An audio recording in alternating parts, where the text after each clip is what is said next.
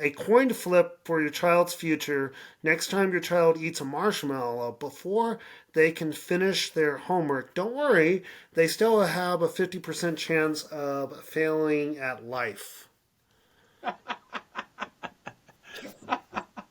This is that is such a good clickbait headline. Um, yeah, don't eat marshmallows because you'll fail at life. That's clearly what that's saying.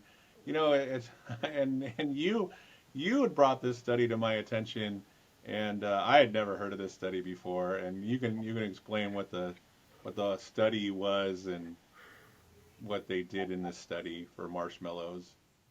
Well, once upon a time ago, the researchers brought some kids together, and this study was done over a period of like 10, 20 years so they could track the kids. They put some marshmallows in front of them, and the researchers said, if you don't eat the marshmallow, and I'm going to go away and I'm going to come back in 15 minutes, if you're a good little kid, I'll reward you with a second marshmallow.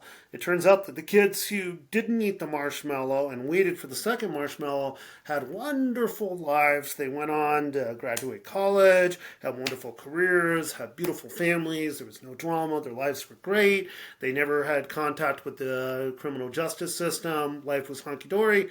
Not the case for the kids who ate the marshmallow. So delayed gratification was supposedly the big bugaboo in this. And if you have the fortitude to resist eating a marshmallow, you're going to do well in life. But if you don't, then life's going to be terrible. And I've seen, again, banks and schools quote the study, and it is also a study that has been refuted. It wasn't when researchers came back and looked at it.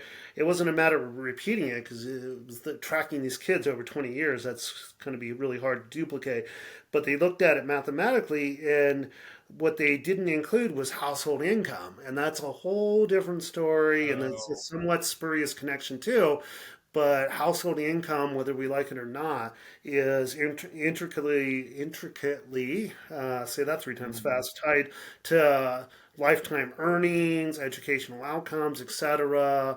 And a lot of that, I Yeah. think, boils down to how much time the parents have to spend with their kids. So time's another variable. But that being the case, it's also just the fact that scientists have their own media, and peer-reviewed journals often don't go to the trouble of doing retractions and say, oh yeah, it turns out this isn't true.